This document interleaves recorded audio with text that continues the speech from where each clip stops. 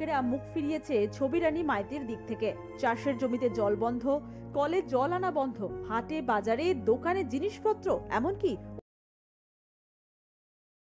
শতক জমি দানপত্র করে যায় তাকে। সেই জমিনই ভাইদের সঙ্গে লাগে বিবাদ। স্থানীয় এক তৃণমূল নেতার বিরুদ্ধে প্রভাব খাটিয়ে তাকে এক ঘরে করে দেওয়া হয়েছে বলে অভিযোগ করেছেন ওই মহিলা। তার কষ্টের কথা বলতে গিয়ে ক্যামেরার সামনে কেঁদেই ফেললেন ছবিরানী মাইতি। কারণ হচ্ছে আমাকে যে দিদি আমার জমিনটা ওর জায়গাটা দিয়েছে, ওই জায়গাটা আমার কাছ থেকে আবার জোরপূর্বক রেজিস্ট্রি করে নেবে, আর আমাকে দখল দিবে না বলে আমাকে ওই মিটিংয়ে ডেকেছিল। তাই আমি ওই মিটিংয়ে উপস্থিত হইনি। না হওয়ার কারণে আমাকে পাড়া জুটে বয়কট রাখে। এমনকি হাট বাজার বন্ধ, মহিলাদের কোনো লোকের সঙ্গে কথা বলা বন্ধ, নিমন্ত্রণ বাড়ি খেতে যাওয়া বন্ধ, আর সাম্বার সেলোর জল বন্ধ। আমার দুখানা জমিন আছে, ওই দুখানা জমিন আমার পতিত পড়ে আছে। সব জায়গায় ধান চাষ বাদাম চাষ হচ্ছে, আর আমার জমিন পতিত পড়ে আছে। সাম্বার ছেলেকে জল চাইতে গেলে আমি বললাম, কি তোমাদের পয়সা বাকি রেখেছি? বলছে না, কোনো টাকা পয়সা বাকি নেই। আমাদের কাছে রেকর্ডিংও আছে যে টাকা পয়সা যে বাকি নেই বলেছে, আমাদের কাছে রেকর্ডিংও আছে, কোনো টাকা পয়সা বাকি নেই। তাহলে দিবে না কেন? না তোমাকে পাড়াব্যাপী বয়কট রাখা হয়েছে, তুমি না মীমাংসা হওয়া পর্যন্ত তোমাদেরকে জল দেওয়া বন্ধ। মারা যাওয়ার পরে স্বর্গরথ যখন আসে আমার বাড়িতে, তখন স্বর্গরথ আমাকে দেবাশিস মাইতি টিএমসির নেতা, উনি আমাকে ফোন করেন যে তাপস তুই একটু আয়, সই করবি। আমি বললাম কী সই? না জানি না কী সই, তুই এলে দেখবি। তোর মাকে, তোর দাদাকে অশোক মাইতি এবং তোর মা ছবি মাইতিকে ডেকে নিয়ে আয়। আমি রীতিমতন যাই, গিয়ে আমার মা প্রতিবাদ করেন। ছবিরানী মাইতি বলেন যে সিগনেচার কী জন্যে, আগে সই করো তারপরে কথা হবে। সাদা কাগজে আমাদের জবরদস্তভাবে জায়গা দখল নেওয়ার জন্য, জবরদস্তভাবে মাসি জায়গা দখল নেওয়ার জন্য উনি সই করেছেন। আমরা ভয় পড়ে সই করেছি। কারণ হচ্ছে কি, যে বিকেল 3টা হয়ে যাচ্ছে, সদা হচ্ছে না। ওনারা হুমকি দেখাচ্ছে, তুই যদি সই না করিস তাহলে আমরা সদা করতে দিব না। নিজের সমস্যার কথা তুলে ধরে স্থানীয় গ্রাম পঞ্চায়েত থেকে জেলা শাসক দপ্তর, থানা, পুলিশ কিছুই করতে বাকি রাখেননি ছবিরানী দেবী। তারপরেও সমস্যার সমাধান হয়নি। এই নিয়ে শুরু হয়েছে রাজনৈতিক তরজাও। যার বিরুদ্ধে ছবিরানী মাইতি আঙুল তুলেছেন সেই তৃণমূল নেতা দেবাশিস মাইতি অভিযোগ অস্বীকার করেছেন।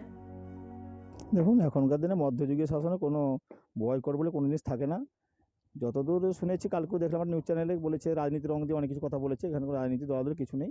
ওটা ওদের পারিবারিক সমস্যা। উনি অনেক মিথ্যা কথা বলে গ্রামের লোককেও ফাঁসতে চাইছেন, কিন্তু এটা সম্পূর্ণ মিথ্যা ভিত্তিহীন কথাবার্তা। এটি অভিযোগ দায়ের করেছেন গ্রাম পঞ্চায়েতে পরশুদিনে, যে তিনি বয়কট হয়েছেন, বিভিন্ন সামাজিকভাবে বয়কট করা হয়েছে।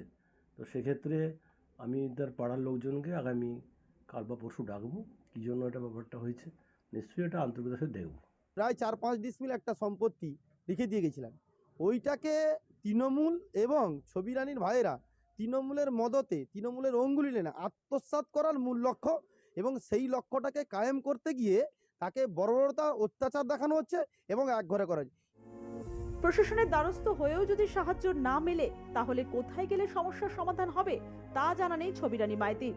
তিনি হাঁপিয়ে উঠেছেন এই বন্দি দশাতে, চাইছেন মুক্তির স্বাদ। আর এখানেই উঠেছে প্রশ্ন, আমরা কোন সমাজে বসবাস করি যেখানে এখনো এই ধরনের সামাজিক বয়কটের মতো সামাজিক ব্যাধি বদ্ধমূল হয়ে রয়েছে মানুষের মনে? পূর্ব মেদিনীপুর থেকে সেলিম আহমেদের রিপোর্ট, আর+ নিউজ। আমরা এই নিয়ে কথা বলবো, সরাসরি চলে যাব সেখানে আমাদের পূর্ব মেদিনীপুর জেলা প্রতিনিধি সেলিম আহমেদের কাছে। সেলিম, পশ্চিমবঙ্গটা জঙ্গলের রাজত্ব নিশ্চয়ই নয়, এ তবে কার রাজত্ব যেখানে এই রকম ঘটনা আজও ঘটছে, যা স্বাধীনতার পূর্বে আমরা দেখেছি সামাজিকভাবে বয়কট। কলের জল কিন্তু কেউ বন্ধ করতে পারে না।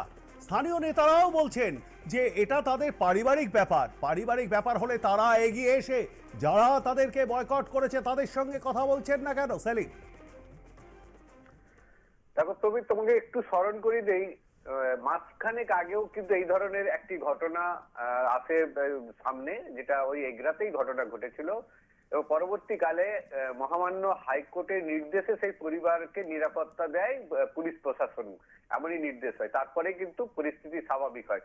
ঠিক এই ধরনের একই বর্বরতার ঘটনা সেখানেও যার পরিবারকে গ্রাম থেকে বয়কট করা হয়েছিল এবং সেখানে একটা জমি সংক্রান্ত বিষয় সামনে এসেছিল।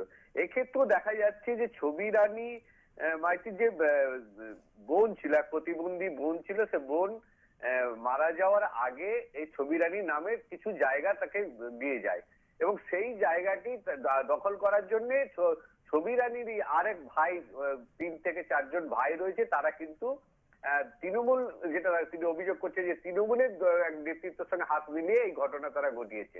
ইতিমধ্যে ছবি রানী মাইতির বিভিন্ন প্রশাসনিক দপ্তরে দৌড়ে দৌড়ে কিন্তু অভিযোগ করেছে, এখনো পর্যন্ত তার কোনো সুরাহা হয়নি। সব থেকে বড় বিষয় প্রবীর, যে ওই পরিবারের বাজার থেকে শুরু করে বিশেষ করে জরুরি ঔষধপত্র পর্যন্ত দেওয়া বন্ধ করে দেওয়া হচ্ছে, এমনই অভিযোগ করছে ছবি রানী মাইতি। স্থানীয় প্রশাসন, গ্রাম পঞ্চায়েতের তরফ থেকে কিন্তু ইতিমধ্যেই বিষয়টিকে মেটানোর জন্য উদ্যোগ নেওয়া হয়েছে। কিন্তু এই ঘটনা আবারও চোখে আঙুল দিয়ে দেখিয়ে দিল যে গ্রামাঞ্চলে, প্রত্যন্ত গ্রামে যে এক ধরনের মাতব্বরদের প্রভাব চলে বা মাতব্বরদের যেটা একটা আলাদা প্রশাসন চলে এই ধরনের, সেটা কিন্তু একটা আবার কিন্তু চোখে আঙুল দিয়ে দেখিয়ে দিল। ইতিমধ্যে এই ঘটনা যথেষ্ট সাড়া ফেলেছে এবং প্রশাসনের তরফ থেকে এখনো পর্যন্ত যেটুকু জানা যাচ্ছে পঞ্চায়েতের তরফ থেকে উদ্যোগ নেওয়া হয়েছে এই সমস্যার সমাধান করার জন্য। প্রবীর, কতদিন ধরে চলছে এই সামাজিক বয়কট সেলিম?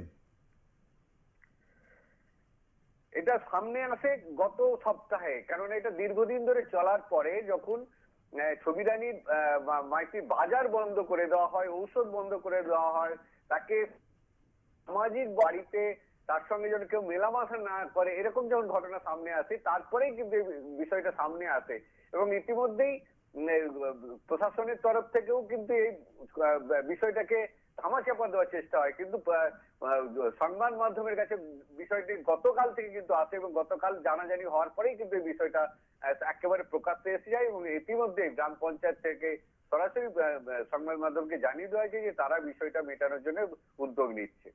প্রবীর, বেশ সেলিম, অবশ্যই পরিস্থিতির ওপর নজর রাখো, কারণ এরকম ঘটনা কিন্তু ঘটতে পারে না। ধন্যবাদ আমাদের সঙ্গে থাকবার জন্য। আমরা এই মুহূর্তে যোগাযোগ করেছি অশোক মাইতির সঙ্গে। এই অশোক মাইতিরই মা হলেন ছবি রানী মাইতি। অশোকবাবু নমস্কার, আর প্লাস নিউজে আপনাকে স্বাগত জানাই। হ্যাঁ স্যার, নমস্কার স্যার।